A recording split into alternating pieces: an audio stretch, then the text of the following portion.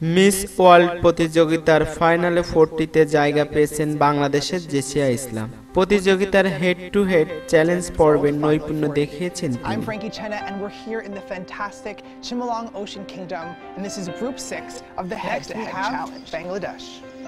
Hello, my name is Jessia Islam, winner of Miss World Bangladesh 2007.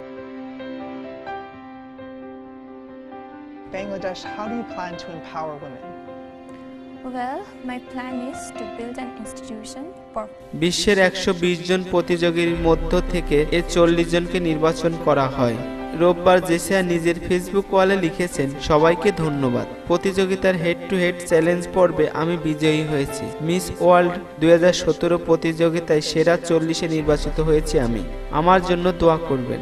আগামী 18 November স্থানীয় সময় সন্ধ্যা 7:30টায় চীনের সানাইয়া শহরে শুরু হবে 67তম মিস ওয়ার্ল্ডের চূড়ান্ত অনুষ্ঠান।